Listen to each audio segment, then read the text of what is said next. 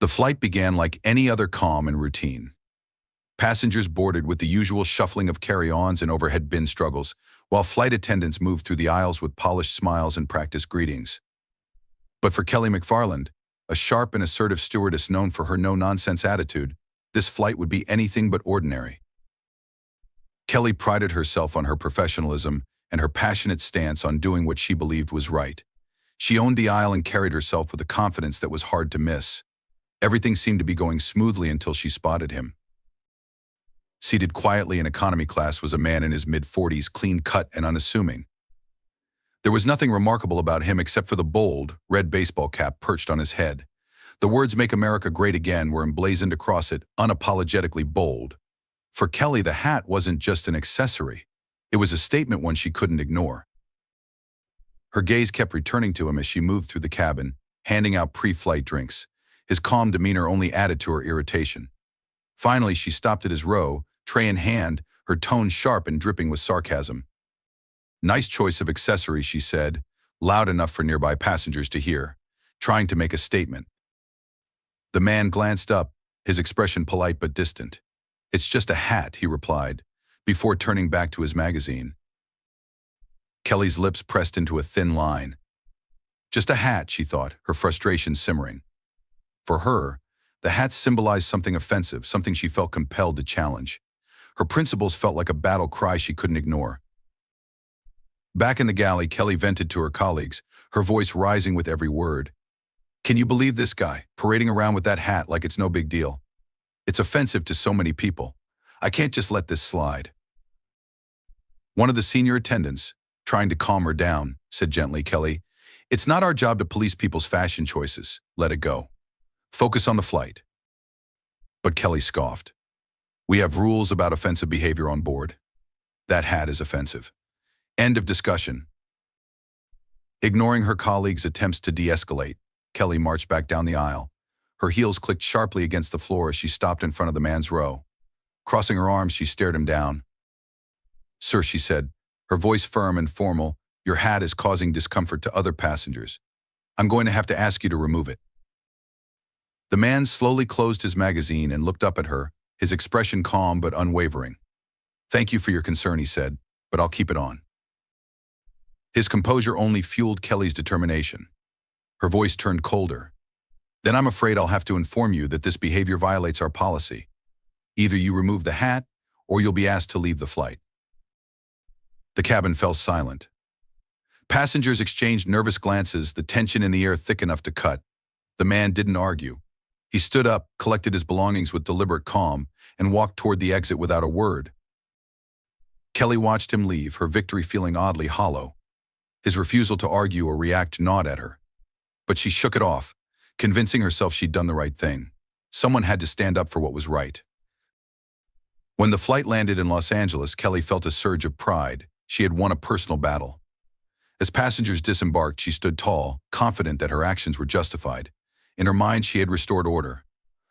But her confidence began to waver when she noticed her colleagues avoiding eye contact and whispering among themselves. As Kelly collected her belongings, mentally preparing for her next flight, she was stopped at the exit. Standing there was Mark Donovan, the chief operating officer of the airline. Tall and sharply dressed, his stern expression sent a chill down Kelly's spine. "Kelly," he said flatly, "we need to talk. Follow me." His tone made it clear this wasn't a request. Passengers and crew glanced their way, but no one dared to say a word. Kelly's confidence faltered as she followed Mark through the terminal to a private office. The room was stark, with a plain table and 2 chairs under harsh fluorescent lights.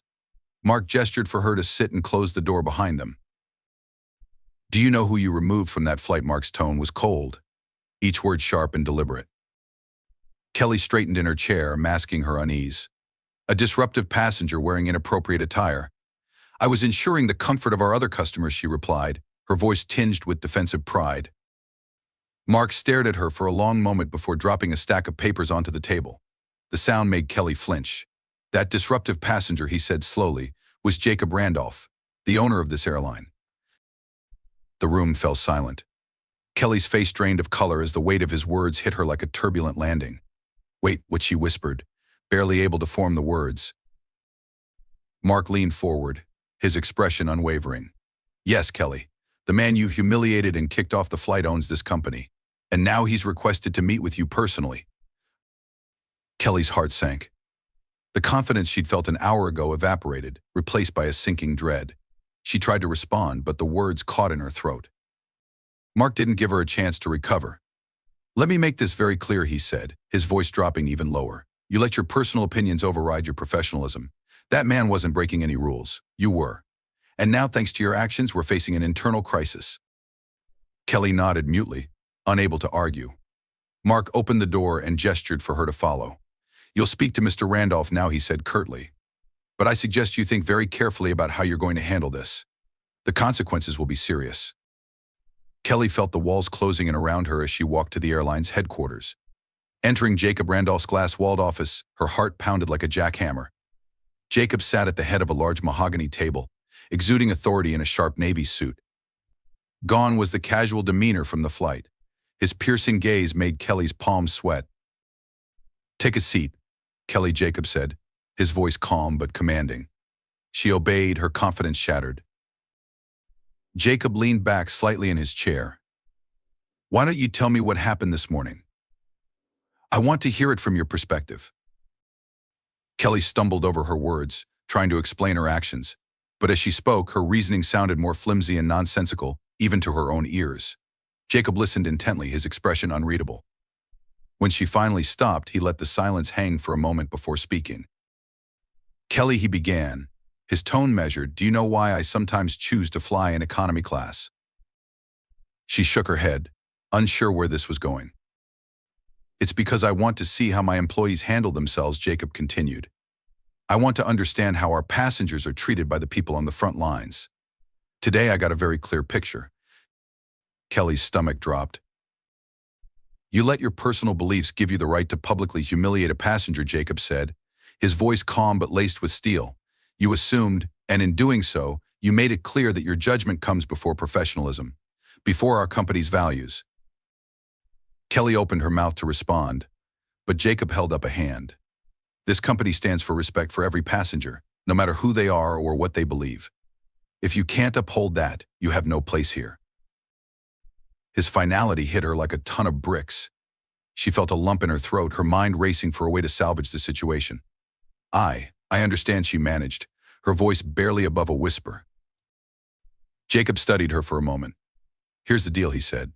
You have two options: resign now, no questions asked, or stay and complete a comprehensive training program on professional ethics and customer relations. But make no mistake, Kelly, I'll be watching your progress very closely. Kelly nodded, her voice trembling. I'll take the training, she said. Jacob's face remained unreadable.